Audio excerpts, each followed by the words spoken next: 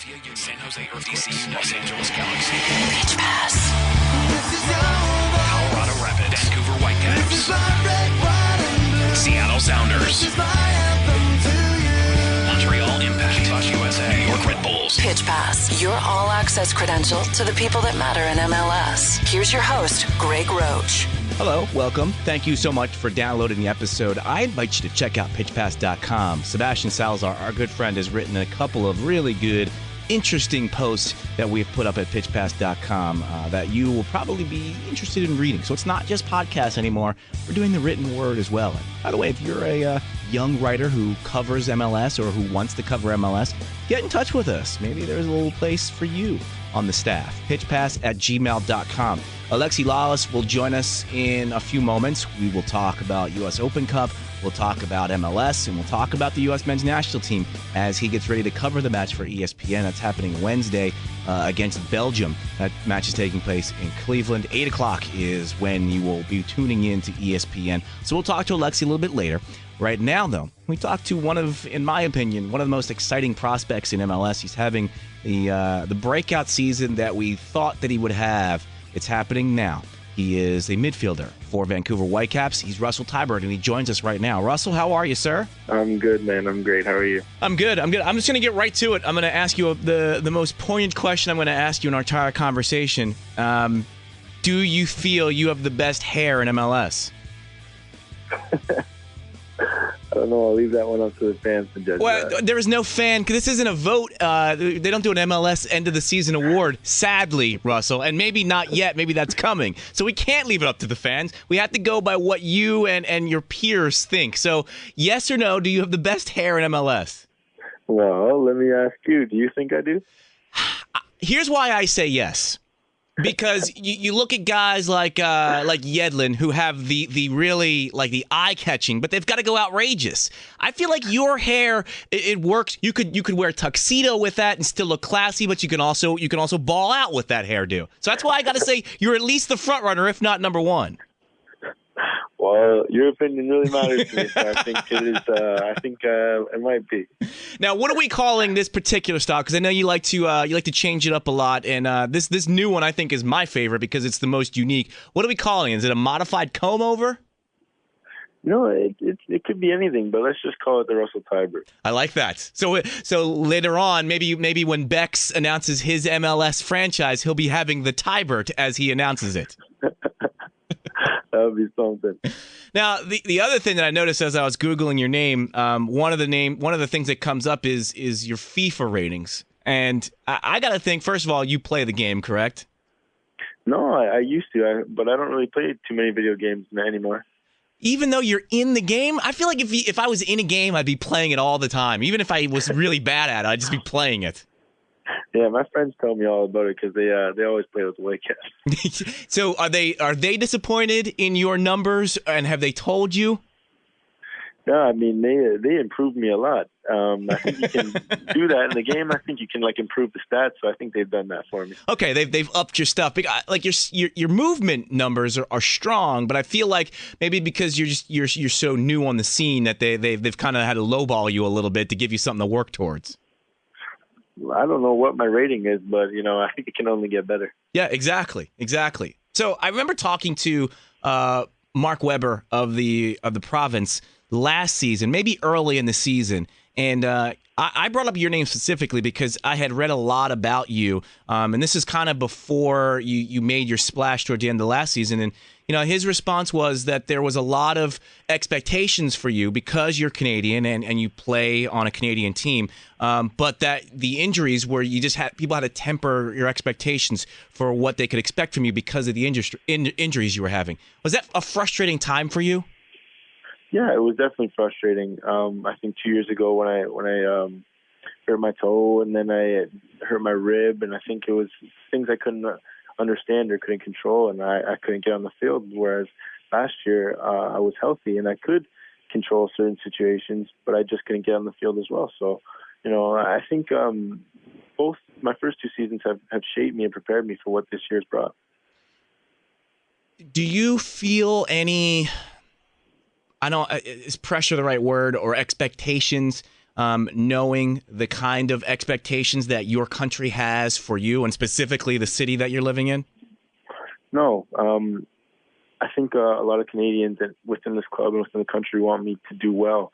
And I think with that is I want to be the best I can be for this country and my club. So, I take that pressure and I use it to drive me on. Is it a fair analogy to say that you have the potential to be a Landon Donovan-esque player as far as impact on the country and the mainstream aspect of the country for Canada? Landon Donovan is a great player, and he's done great things for not only his country but the clubs he's played at.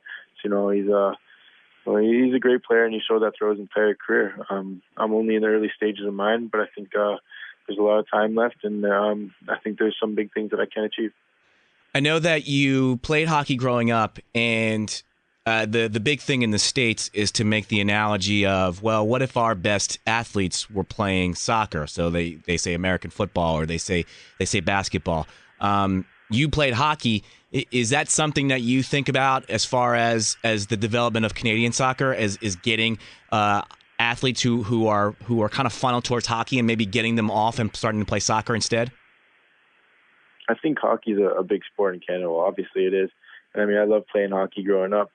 But Canadian soccer just keeps on improving, and it keeps getting better and better. So, and you see that with our U17s qualifying for World Cups now. And, I think Canadian soccer is on the rise. And like I said, the same thing about me. I think Canadian soccer as a whole is just going to keep getting better and better. And there's a lot more to come from us. Yeah, but what made you decide to forsake hockey or forgo hockey and concentrate on soccer? Might have been my size. I'm not quite sure, but no, it was soccer and hockey were beginning to conflict because with the U14 provincial teams, we trained throughout the entire year, and before that, I could play hockey in the winter and soccer in the summer, and it started to conflict, and I was traveling up to Toronto 5 to 6 times a week, so I had to choose whether I was going to play hockey or soccer, and it was a difficult decision because my uncle was actually the coach of my hockey team at the time, and those guys that I've been playing hockey with all my youth became somewhat like my brothers. So it was a big decision, but in the end, I'm happy with the decision I made. Having said that, if you were 6'1", 210, you'd be playing hockey right now? No, I still think I'd be playing soccer.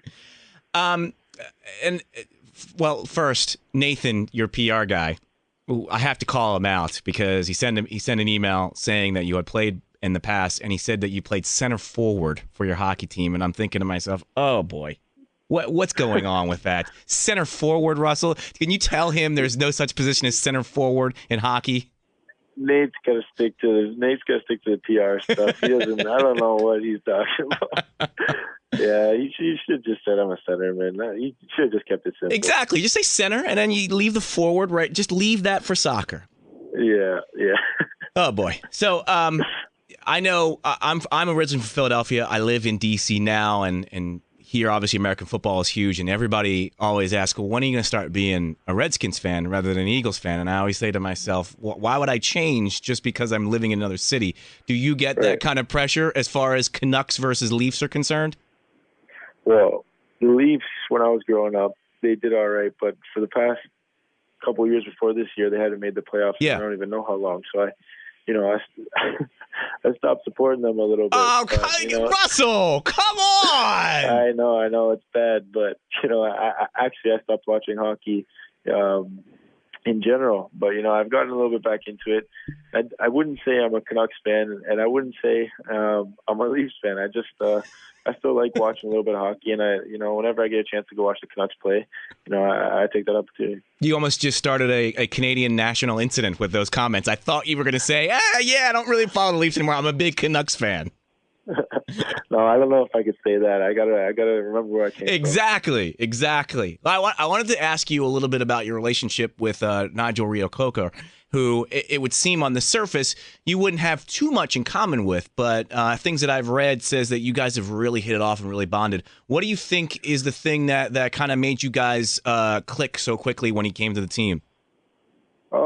I think it's hard to pinpoint it out as one thing, but I remember the first time we met, it was he just got off a flight, and he was coming into the hotel, and we had a team meal, and we do the buffet style as a team meal. And he was the first one in there because, like I said, he just got off the plane and someone just taken him in. And I think there was one or two guys in there, and I went and got a big plate of food. And, everything on the buffet looked great. So I grabbed the big plate and piled on the food. Of everything? And, and he was sitting at the same table as me, and he said to me, there's no way you're going to finish all that. And I looked at him thinking, well, this is what I eat every night. I think I'm going to. And he goes, no, there's no way. So we made a bet, and it was a $50 bet. And I was like, look, I'm going to finish this food. So the end of the dinner comes, and, I actually went out to get seconds. And we're sitting there talking, and there's a bunch of guys just chatting, and he pulls out a $50 bill, and he goes, can't remember what he said to me, but he was just shocked. I think the next day we had to play a game against Carolina, and, we were partnered up in the center midfield together, and I think as well as we clicked off the field, I think we clicked on the field as well. What has he brought to your game that may have been lacking in, I guess, maybe with his experience playing over in England? Yeah, he's been teaching me the art of midfield since the first day he got here. But I think the biggest thing he gives to me and continues to give to me on a day-to-day basis is his confidence. And when a player of that stature gives you his confidence and gives you his trust, it does something to your performance. I thank him for that every day. You still prefer playing out wide? I like both. I like playing out wide and be able to come inside, and I like playing in the middle and be able to go outside. So I think both. It's important to be good in both positions. Let's talk about Voyageurs Cup. And as we record this, you guys are playing tomorrow night against Montreal Impact at home, and kind of everything on the line with a 0-0 draw on the first leg in Montreal. For people who maybe like myself, an American, what does the Voyageurs Cup mean in Canada, and what would it mean to you guys to win it? It's huge. Being a Canadian team, actually being a Canadian kid and playing this game, it's huge for all of us. It's important for us to be the best team in Canada, and it's important. We all know how important it is because we know what comes after this. By winning this game, we set up ourselves nicely for a lot of great things to come in the future. So I think we prepared well for this game, and I think tomorrow we have a great shot to win. Do you guys think to yourself, and you specifically, do you allow yourself to look ahead and think to yourself, oh, CONCACAF Champions League, we've seen TFC have some really good runs with, no disrespect to them, not the strongest teams that they could put out, but they still were able to make a run. Do you think to yourselves, oh, this is something that we could do as well if we get to that point? Yeah, and I think the main thing is taking care of tomorrow and, taking care of business on that day. Montreal's a great team, and, they're going to be looking to do the same thing, so we're lucky to be at home playing in front of our fans in our own city, and I think that's going to work to our advantage. And I'm sure it does mean a little something special just because it's a pure Canadian experience. Yeah, I think the Voyageurs Cup is a Canadian trophy, and me being a Canadian kid, you always want to win trophies. I think everybody does on our team, but it would be a nice trophy to win. Your biggest fashion influence on the Whitecaps is who? My biggest what? Fashion influence. Who do you look at and go, that guy's a good dresser. I'm going to incorporate some of the things that they do into my style. Myself. I thought maybe you were gonna give a little love to Nigel, maybe because he was bringing a little European style to No. It's you. No. You are the fashionista of the Whitecaps, hands down. You won't take the hair award, but you'll steal the fashion award all day. You could say that. All right, well then let me ask you this. What is it about your fashion sense that makes you such a leader on the team? It's just versatile, No influences. It's just you think it's just straight like the hairdo. It's just straight Teibert. Yeah, it's just straight Teibert. Russell, thank you, man. We appreciate it. Good luck tomorrow in Voyageurs Cup, and best of luck for the rest of the season. You're having a breakout year, and I hope it continues for you.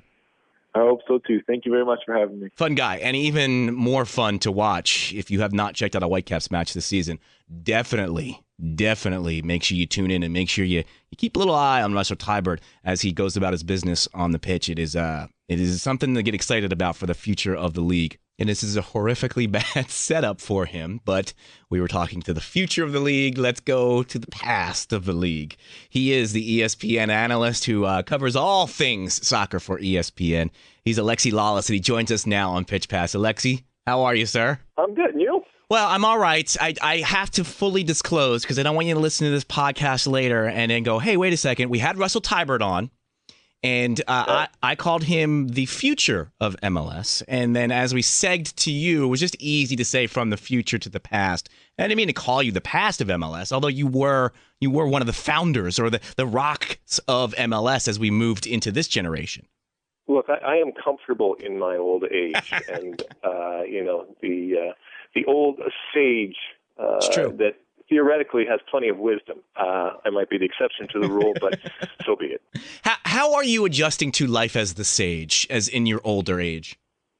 I still get to scream and yell about stuff, just not on a soccer field. So I have transitioned, I guess, into this next phase of life as well as one can. But I'd be lying to you if I said that if given the chance to go back and play, if I'm in the stands and Bruce Arena were to turn around as I was yesterday at the Home Depot Center and said, hey, we need you for 20 minutes, or today I'm in Cleveland and Jurgen Klinsmann were to turn around and say, hey, you think you can give us a half, that I wouldn't just jump out of my seat and run down. That such is the draw of being a professional athlete and in my case, a soccer player. Well, let me ask you this, because you don't see what happens over in Europe or across the world, actually, here in the States, and that's the testimonial match. Why don't we see that, and when will we start seeing it, and would you be up for doing something like that?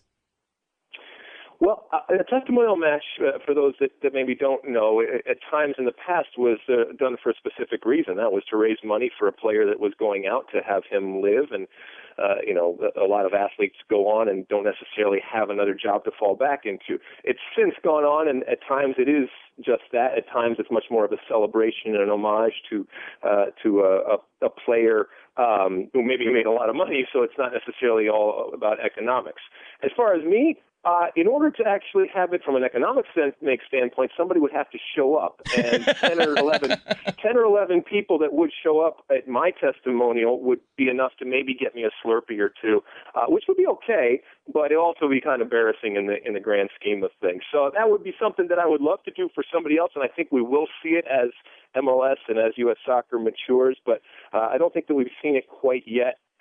In terms of staging an actual game to celebrate the exploits of a player with regards to MLS. Okay, but the way that you set it up, which is absolutely correct, which is, hey, this is this guy's last hurrah to get himself a nice little paycheck as he moves into the next phase of his life, which was probably like a regular 9-to-5 job. We're not that far past that point for MLS players, so this would be something where it'd be nice to get a paycheck for some of these guys who did make a lot of coin as we move into the more gravy days of MLS moving forward. Absolutely. And when you put it that way, I think it would be something that would not only celebrate, in this case it would be an MLS career and an MLS player, but also from a practical sense, give them a little bit of cushion. Because while MLS has certainly grown, the fact is that there's a lot of guys that played for many, many years and are not retiring like baseball and football players who make multi-million dollars, and they have to have something else to go to. Sometimes that's easier said than done, but to give them a little cushion, I think that would be very cool. I know that you are a fellow MLS snob like I am, and one of the things that you always hang your hat on as far as the league's concerned is the fact that unlike, say, the Premier League this year, which was wrapped up how many weeks in advance, with MLS, you never know who's going to win. So the whole parity aspect. But what would you say to somebody who will come to you after this past weekend's result and say, maybe LA versus Seattle, of the other matches, you could kind of predicted how these results would have played out. What would be your response to them? My response would be that predicting results is not simply doing something on one weekend and coming out ahead. I think that if I meet the man or woman that has the ability to handicap MLS, I will just sit there and celebrate everything that they can do, because I think it's virtually impossible to do that because of the parity, because of the structure that you talked about. So while one weekend you could say this is going to happen and it might happen, the fact is the very next weekend, Seattle got absolutely run out of the building by LA. Yes. And they could turn around next weekend and do the same thing to let's say, Montreal, who's sitting at the top of the standings on the Eastern Conference. So this is the type of league, and it's very, very difficult to predict. I think it's what makes it the most competitive league in the world. And be careful, I said the most competitive, didn't say it's the most entertained, didn't say it has the best players, didn't say that it has the most money, but the most competitive because of the structure, and I will stick by that. Before we get to some on-field stuff, where are you, first off, Alexi? I'm in Cleveland, okay. Ohio. All right. I just wanted to make sure you were there. Yes, I am in Cleveland, Ohio, gearing up for tomorrow's game, which would be Wednesday, if you're listening to this on ESPN, 8 o'clock Eastern. The U.S. Starts off a week of two friendlies, this first one against Belgium, and then we go for the weekend up to or down to D.C. for U.S. Germany as they prepare for this next round of qualifying games that are crucial. So a huge test against Belgium here for the U.S. team. Belgium's this golden generation that we're still waiting to see whether comes to fruition in terms of their abilities and if they become a team that can live up to those responsibilities, or they become, let's say, a Portugal that never quite did it. Well, let me ask you this, and I'm glad you were in Cleveland. As a guy who has played, but also as a guy who is an analyst, what are you specifically looking at when you are watching friendlies? As a former defender, are you looking at the back line and focusing on that, or are there other things on the pitch that you are looking for that you can take away and then apply to the upcoming qualifiers? Yeah, I'm looking for specifics. The result, is it important? Yeah, it's not really, to be quite honest with you. I'm looking for how individuals play. I'm looking for how collectively a back four plays. For example, tomorrow, Sasha Kleshin is going to get a start. Now, I don't necessarily see him as starting in the center of midfield for Jurgen Klinsmann going forward, but to see how he plays next to, say, a Jermaine Jones will be interesting because if injuries come up, the type of depth that's developed, to see how he plays and to give Jurgen Klinsmann an idea how he plays, that would be interesting to me. Josie Altidore. We all know that he's just had an incredible season over in Europe, but it is form fallacy. Does he come back and just continue to not necessarily score with the U.S. team, and how do they reconcile that? Because it doesn't mean he has to score every single game, but he certainly has to play. And given the confidence and the way that he has played over in Holland, can he translate that to the national team? That kind of stuff. So nobody's going to lose their place moving forward as we go to the qualifiers, but somebody could. Well, I look at you just mentioned Sasha Kleshin, and almost every time we've seen him for the last few years in a U.S. uniform, it's been out wide. So to be able to establish himself and have a good match against a quality opponent in the center would really help improve his chances as we go into the qualifiers. Absolutely. And even some oldies but goodies. I mean, Mr. Beasley, who has just had an absolute renaissance.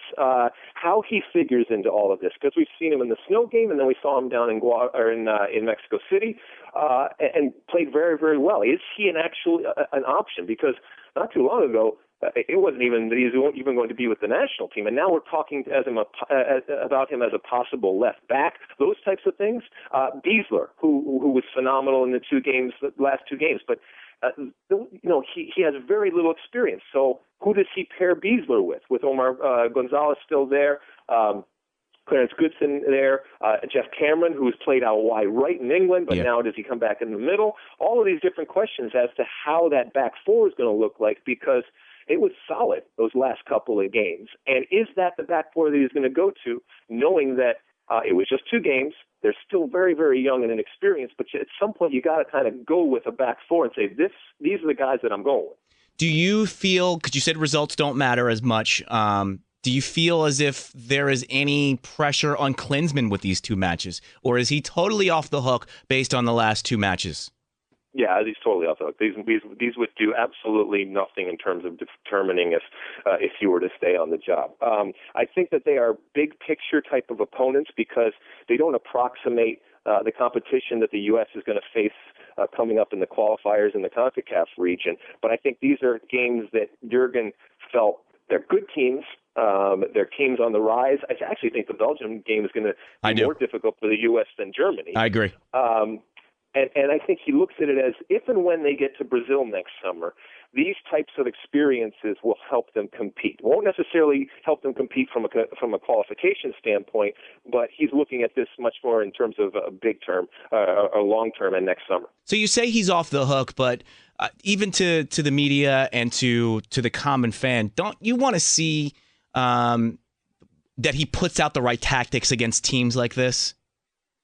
Yeah, I mean, I think the time for experimenting is over. I think that whatever personnel he puts out there, the way that they play should be established. Now, that brings up a whole bunch more questions as to, well, what is the way that they play? Yeah. And we can go on forever about that. But the reality is that a year out from the World Cup, Jurgen Klinsmann or whoever is the national team coach should know how he wants to play, and he should certainly be narrowing down who those players are that are going to implement what he feels is appropriate. So if we're constantly seeing a changing lineup, I think that's problematic, to be quite honest with you. Now, they're not going to have your starting lineup in these next two games, but as much as you possibly can, with a little concession that a lot of these guys still are coming off of seasons. I mean, Michael Bradley won't be here, and those types of situations where you just got to give some guys rest because it's a long summer with them continuing playing after coming off of season. For the bubble guys, you got to think that your last chance to get yourself in the mix for Brazil is going to be Gold Cup. We probably won't talk before Gold Cup and after Gold Cup, so I'll ask you now. Do those guys know, and I'm talking about, the Brad Davises of the world, even guys who aren't on the roster now but are still on the periphery, how important is it to them? And do they realize now at this point that, you know what, I need to step up in the next few weeks so I can get on that Gold Cup roster? Yeah. I think they do. And I think they should. And even a guy that you didn't mention, I just was watching him run around today, Stuart Holden. Yeah. And to see how, because he could be a game changer if he gets back to even close to what he was 2 years ago. But it was 2 years ago, and he's gone through some injuries. But whether it's him, like you said, or Brad Davis, these are guys that need to step up so that they are invited to the Gold Cup. So once again, they're in front of Jurgen Klinsmann, and he can see what they're doing. And with regards to the Gold Cup, as to the roster, obviously there's a bunch of guys that aren't here that will probably be on that Gold Cup roster. I'm sure we can talk about Landon Donovan, but if he is called into the Gold Cup, I look at that as completely cruel and unusual punishment. Yeah. I don't think that he should pay penance. Either Jurgen Klinsmann believes that Landon Donovan is good enough to play for this team, in which case he should be here right now, or he doesn't, and just move on.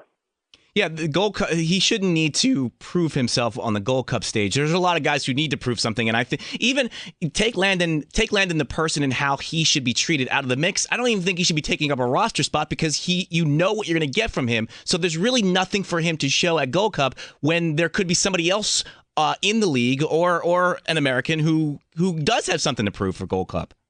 Yeah, you know what Landon is, and Jurgen Klinsmann knows what Landon is. And look, I have respect that Jurgen Klinsmann, at least for now, has made this decision. But it is risky because if and when things don't go well, and inevitably at times they don't go well, that first picture is going to be panning back to Landon Donovan sitting on his couch in Los Angeles, not in Cambodia, mind you, but in Los Angeles, playing for the Los Angeles Galaxy consistently. And people are going to say, how is it possible that the U.S. national team, who just dropped points here, just lost here, doesn't have arguably the best American player in history who is continuing to play on that roster? But that's the risk that he takes. And if he does well, it will be within the context of he's doing it without Landon Donovan. You're close to the situation, but I'm sure I don't want you to give a hard line, but to speculate, what is his reasoning? Is it paying penance? Does he think that he needs to prove something by walking away and then not feeling like he can just walk back on? Or is there something he needs to see on the field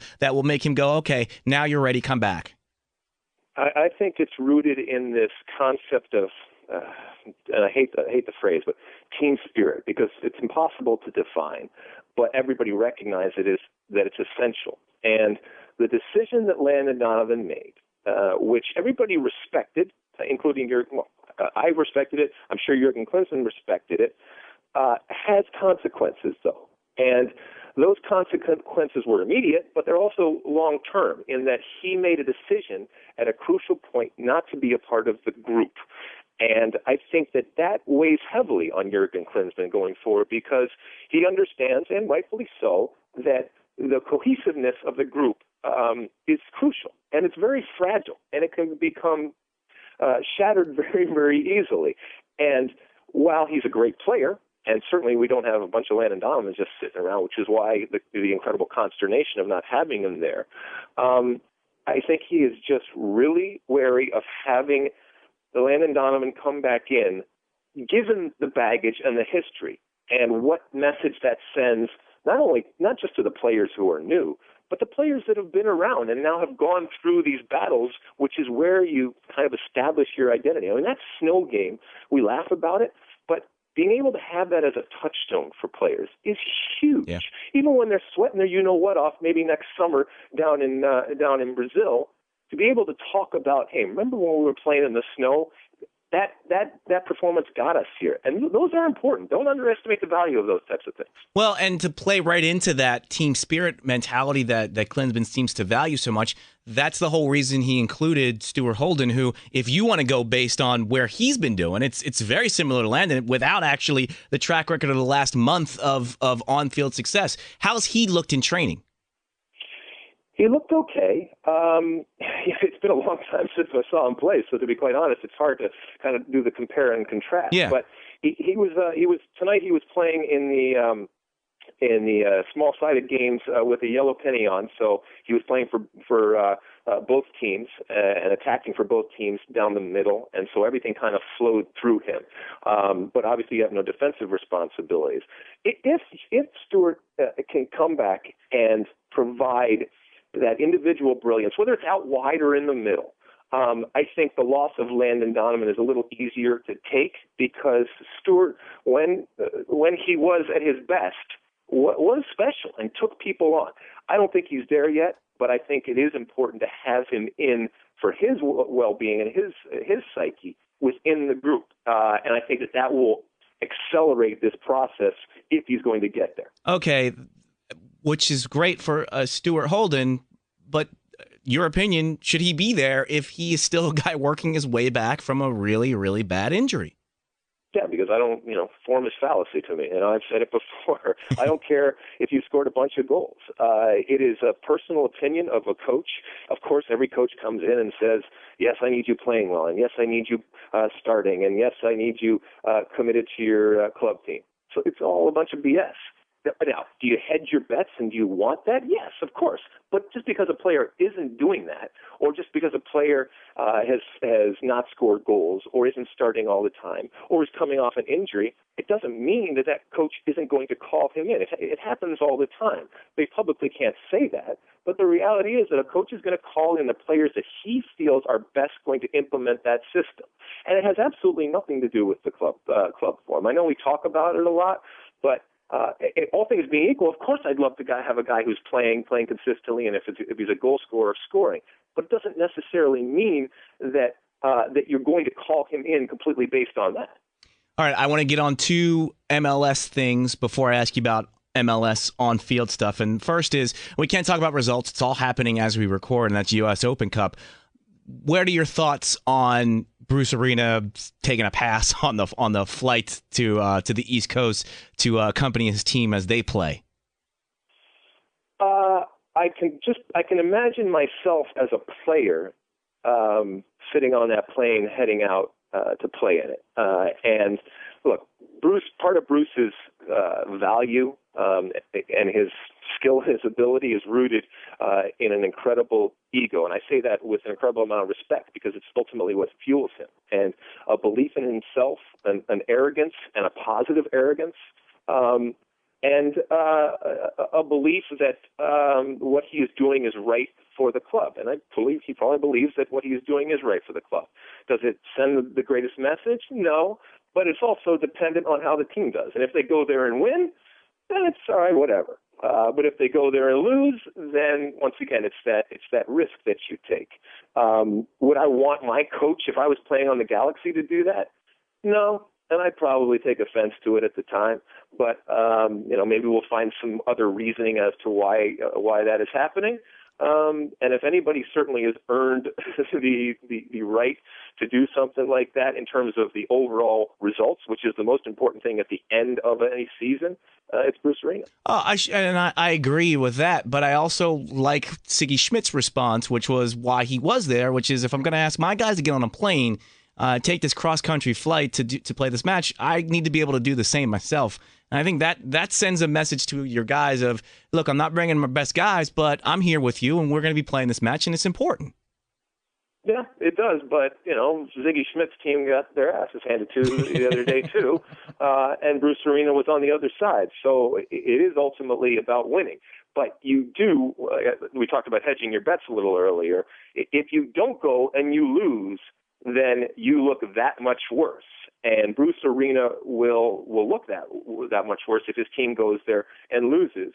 And also, I think, look, the U.S. Open Cup at times has been maligned, and I think rightfully so, but it's gotten to a point where there is something at stake. People care about it. The different divisions that we have in the United States are getting bigger and having much more following.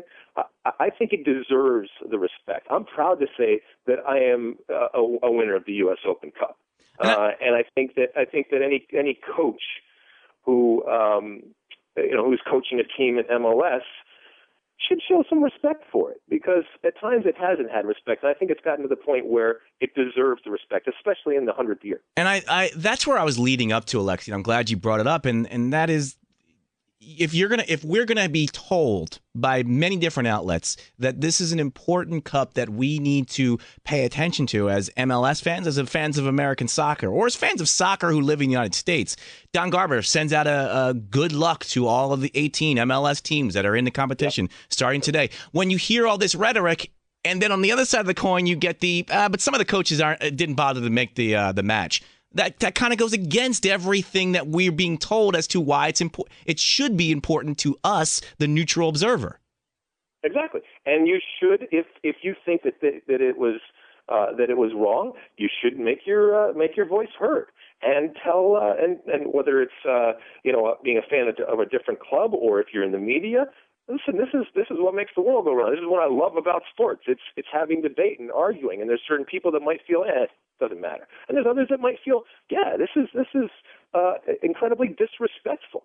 And I love having these arguments. And as you said before, we have put a lot of emphasis and attention on this U.S. Open Cup. And when a prominent figure like Bruce Arena says, well, it's not only is it not important, but it's so unimportant to me that I'm not even going to get on the plane with my team. And we remember what happened last year when Hans Backe did the same thing. He took a lot of flack for it at the time, and I believe that Bruce Arena will probably take a lot of flack for it. But guess what? Bruce Arena knows he's going to take flack for it. Bruce Arena actually loves taking flack, and if there's anybody that's able to take flack, it's Bruce Arena. True. How much at this point in the game are we interested in David Beckham meeting with the mayor of Miami to discuss franchise? Is it still too early, or do we now perk up a little bit and go, oh, that's interesting? Oh, I think it's very interesting because it confirms what a lot of people have been saying, at least on the surface, that there is an interest from David Beckham when it comes to Miami. And for those that maybe do or don't know, he does have a clause and has had one in his MLS contract that enables him to buy an MLS team, an expansion team, a specific expansion team. There's certain restrictions for a very low price, and it's great business. His advisors were very, very smart to put that clause in, but where it ends up has always been the talk. Well, if he exercises it and where it ends up. So now he's meeting down in Miami. A lot of the talk over the last couple of months about how Miami is of interest to him.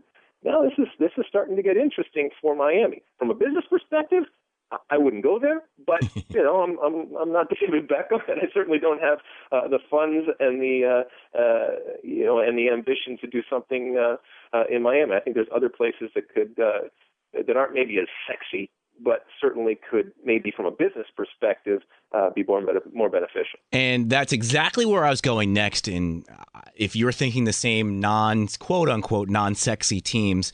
I'm thinking San Antonio. I'm thinking St. Louis after what we saw this past weekend. I'm thinking Orlando and teams or cities like that maybe slumped their shoulders a little bit when New York City FC was announced, thinking to themselves, well, that's 20. We're out for the next decade. Thinking to themselves, all right, well, if Beckham buys into Miami, is it important to Don Garber to make sure that there's an even amount of teams at some point? So there's a 22nd franchise that could be out there for cities like us that don't have a team right now?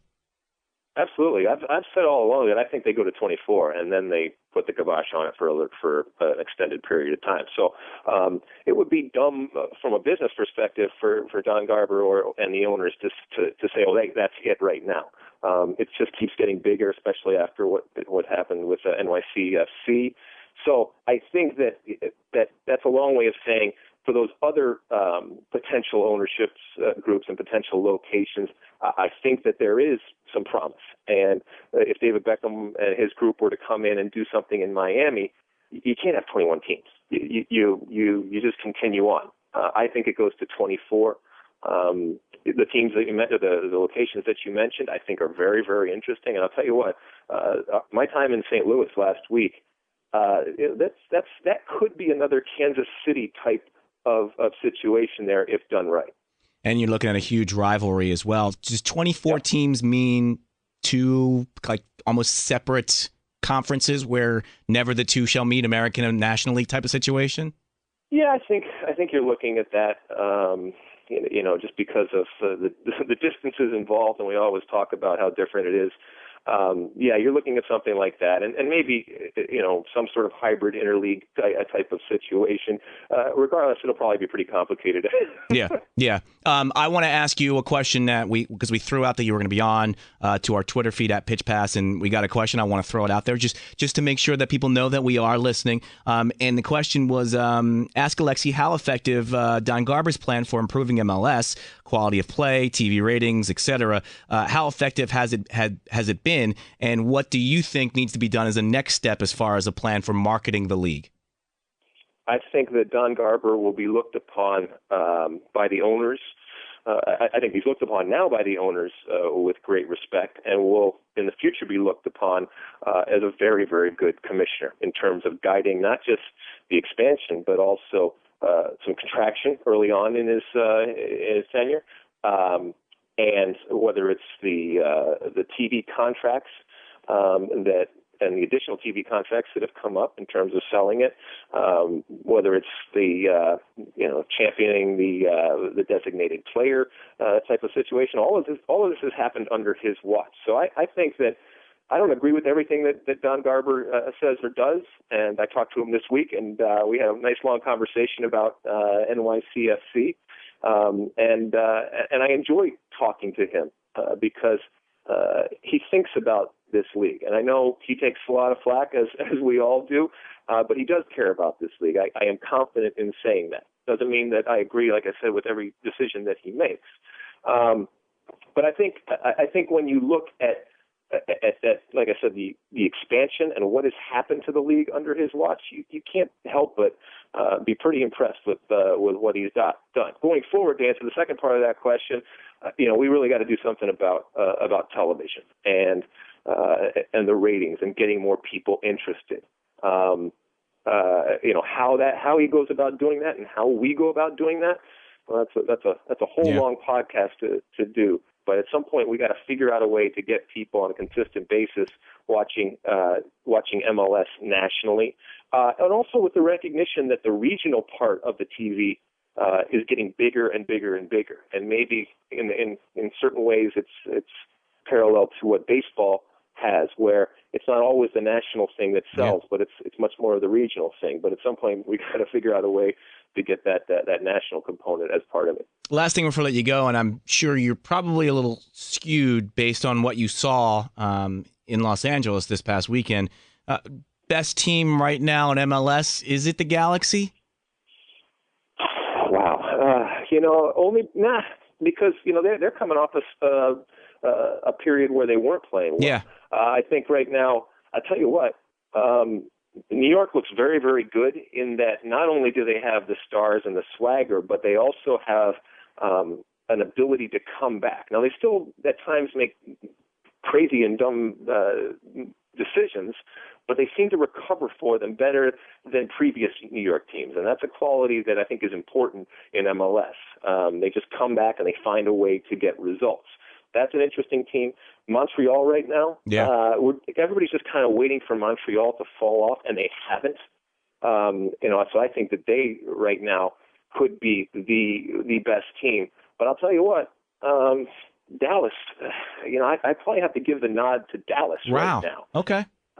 And not because they're the sexiest team out there, without a doubt, but I think they're playing with a sense of relief almost after Brek Shea went, and not that Brek Shea wasn't a good player, but they just seem to be a different type of team and have changed the way that they play without Brek Shea. And they're certainly getting results. But, this is MLS. So a month from now, we could be talking about the incredible disaster that is Montreal.